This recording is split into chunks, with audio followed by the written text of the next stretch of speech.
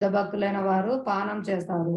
మనం దాన్ని ఆచరించడం ద్వారా మనం పూర్ణ లాభాన్ని పొందుతామనమాట. మన జీవితంలో మనం భగవంతుడు ఏం చెప్పారో దాన్ని ఆచరించడానికి ప్రయత్నం చేయాలి. దాన్ని వైష్ణవులు, భక్తులు మనం ఎలా ఆచరించాలా అనేది మనకు మార్గనిర్దేశం ఇస్తారు.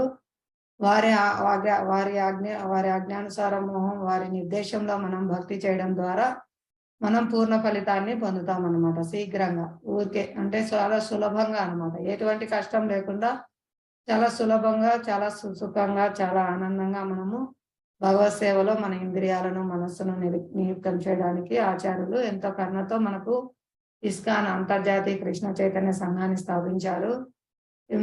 త్వరలో మీ ఇంటికి దగ్గరగా టీటీడీ కళాక్షేత్రానికి ఇస్కాన్ సెంటర్ మారుతుంది మాతాజీ ఈ నెలాఖరికి.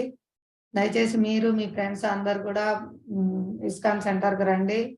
అక్కడ అందరు భక్తులతో కలిసి మీరు ఇంకా భక్తియుక్త సాధనలో చాలా అద్భుతమైన ఫలితాలు చూస్తారు. మీరు అక్కడికి వచ్చి ఆచార్యుల నిర్దేశంలో భక్తియుక్త సేవలు చేయడం వల్ల చాలా తొందరగా భగవంతుని అనుగ్రహానికి పాత్రలు అవుతారు.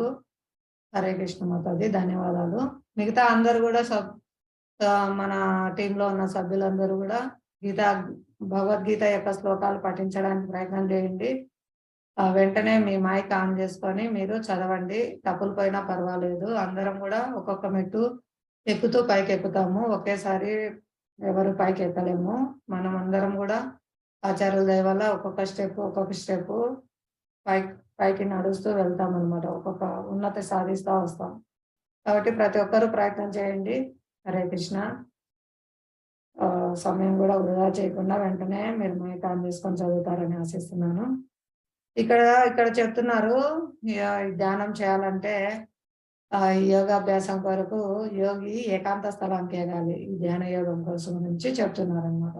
మనం ఇంతకుముందు చెప్పుకున్నాం కదా, ఎలా కూర్చోవాలి అని, తపస్సులో ఎలా కూర్చోవాలి అని నేర్చుకోవడం కోసం 8 సంవత్సరాల సమయం పడుతుందండి.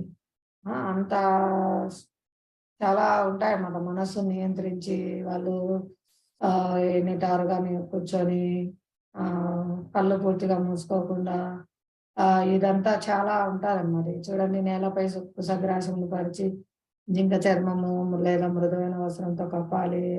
అది ఎత్తుగా ఉండకూడదు, కింద ఉండకూడదు. దాని పవిత్ర స్థానంలో ఏర్పాటు చేసుకోవాలి. దానిపై స్థిరంగా కూర్చొని ఇంద్రియాలను, మనోకర్మలను నియంత్రించాలి. ఎవరికైనా మనసు ఒక్క క్షణమైనా నిలబడుతుందా అండి? ఎప్పుడు అది పరిగెడుతూనే ఉంటుంది. ఇంద్రియాలు ఎప్పుడు ఏదో ఒకటి చేయాలని పరిగెడుతూనే ఉంటాయి. ఎంత